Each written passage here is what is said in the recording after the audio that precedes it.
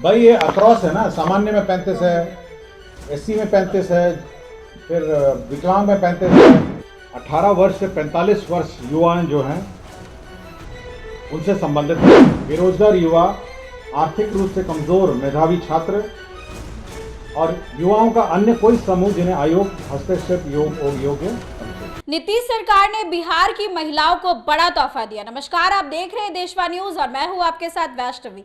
बिहार सरकार ने यहां की महिलाओं को बड़ा तोहफा दिया है। महिलाओं के लिए बड़ा फैसला लिया गया। बता दें कि कैबिनेट की मीटिंग हुई जिसमें कुल 43 एजेंडों पर मुहर लगी है और बिहार विधानसभा चुनाव के पहले महिलाओं को खास तोहफा दिया गया है। ये तोहफा जो है वो बिहार राज्य की महिलाओं के लिए। बता दें कि बिहार में महिलाओं के लिए डोमिसाइल नीति को लागू कर दिया गया है। 35% आरक्षण का लाभ बिहार की महिलाओं को सभी सरकारी सेवाओं में मिलेगा। बता दें कि पहले दूसरे राज्य की महिलाओं को भी ये फायदा मिलता था, लेकिन अब बिहार की महिलाओं को इसका फायदा मिलेगा और सरकारी सेवाओं में 35% का आरक्षण मिलेगा। बता दें कि बिहार की महिलाओं के लिए खास करके इस डोमिसाइल नीति को लागू कर दिया गया। वहीं दूसरी तरफ एक और बड़ी खबर सामने आई, जहां पर नीतीश कैबिनेट की बैठक में 43 एजेंडों पर मुहर लगी और बिहार में पहली बार युवा आयोग का भी गठन कर दिया गया है। बता दें कि नीतीश सरकार ने बड़ा फैसला लेते हुए बिहार के युवाओं के लिए युवा आयोग का गठन किया है, जिसकी जानकारी सीएम नीतीश कुमार ने भी अपने सोशल मीडिया एक्स के जरिए दिए थे। इस फैसले को बेहद खास माना जा रहा है क्योंकि नेता प्रतिपक्ष तेजस्वी यादव भी कह रहे थे कि अगर उनकी सरकार बनेगी तो युवा आयोग का गठन किया जाएगा। इससे पहले ही नीतीश सरकार ने युवा आयोग का गठन कर लिया है, जिसकी जानकारी सीएम नीतीश कुमार ने सोशल मीडिया एक्स के जरिए दी है और उन्होंने क्या कुछ लिखा है हम आपको बताते हैं। सीएम नीतीश कुमार ने लिखा है कि मुझे ये बताते हुए प्रसन्नता हो रही है कि बिहार के युवाओं को अधिक से अधिक रोजगार के अवसर उपलब्ध कराने, उन्हें प्रशिक्षित करने तथा सशक्त और सक्षम बनाने के उद्देश्य से राज्य सरकार ने बिहार युवा आयोग के गठन का निर्णय लिया है और आज कैबिनेट द्वारा बिहार युवा आयोग के गठन को मंजूरी भी दे दी गई है। समाज में युवाओं की स्थिति में सुधार और उत्थान से संबंधित सभी मामलों पर सरकार को सलाह देने में इस आयोग की महत्वपूर्ण भूमिका होगी। युवाओं को बेहतर शिक्षा और रोजगार सुनिश्चित करने के लिए सरकारी विभागों के साथ यह आयोग समन्वय भी करेगा। बिहार युवा आयोग में 1 अध्यक्ष, 2 उपाध्यक्ष और 7 सदस्य होंगे, जिनकी अधिकतम उम्र सीमा 45 वर्ष होगी। यह आयोग इस बात की निगरानी करेगा कि राज्य के स्थानीय युवाओं को राज्य के भीतर निजी क्षेत्र के रोजगारों में प्राथमिकता मिले, साथ ही राज्य के बाहर अध्ययन करने वाले, काम करने वाले युवाओं के हितों की भी रक्षा हो। सामाजिक बुराइयों को बढ़ावा देने वाले शराब और अन्य मादक पदार्थों की रोकथाम के लिए कार्यक्रम तैयार कर ऐसे मामलों में सरकार को अनुशंसा भेजना भी इसकी महत्वपूर्ण कार्य होगा।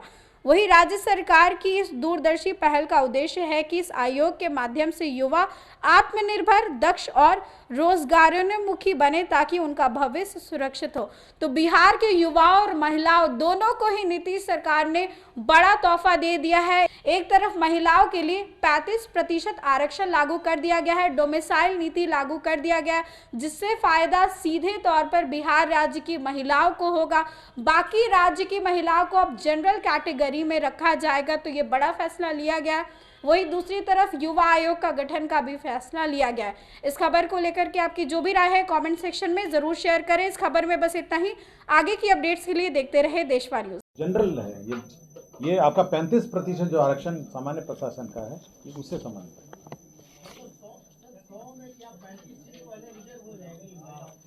भाई ये अक्रॉस है ना, सामान्य में 35 है, एससी में 35 है, फिर विकलांग में 35 है, मतलब ये सारे आरक्षण श्रेणी में 35 है, जो सब 35 हो गया है।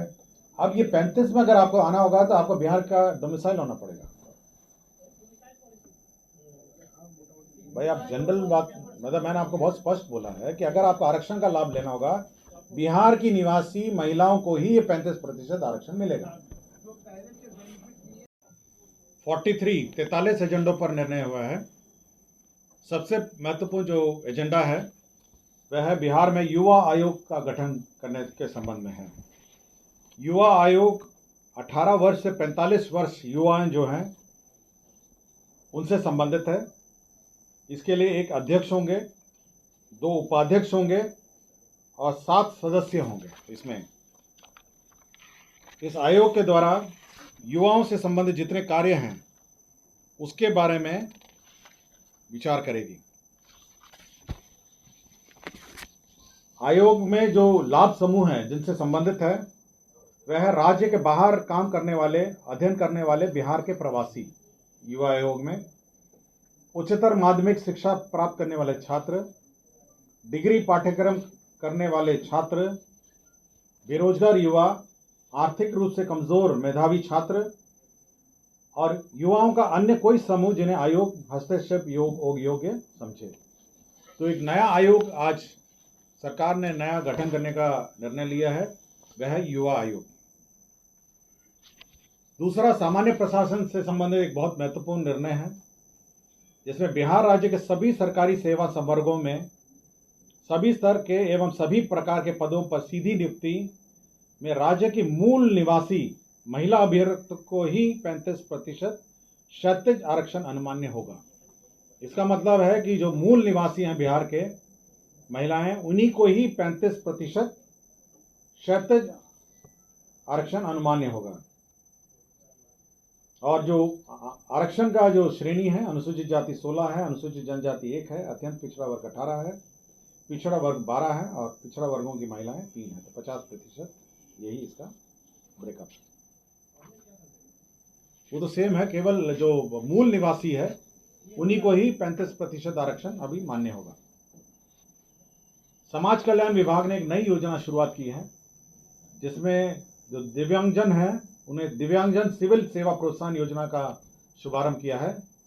इसके अंतर्गत जो यूपीएससी और राज्य की जो योजनाएं हैं, जो बीपीएससी की जो परीक्षाएं हैं, उसमें क्रमशः 1,50,000 रुपये इनको प्रीलिम्स पास करने पर इनको दिया जाएगा। इसमें राज्य सरकार के सिविल सेवा प्रोत्साहन योजना अंतर्गत कोई आर्थिक सहयोग दे नहीं है। को बिहार लोक सेवा आयोग पटना तथा संघ लोक सेवा आयोग नई दिल्ली के द्वारा सिविल सेवा हेतु आयोजित प्रतियोगिक परीक्षाओं में प्रारंभिक परीक्षाओं में उत्तीर्ण होने पर मुख्य परीक्षा एवं साक्षात्कार की तैयारी हेतु क्रमशः 50,000 और 1 लाख रुपए देगी।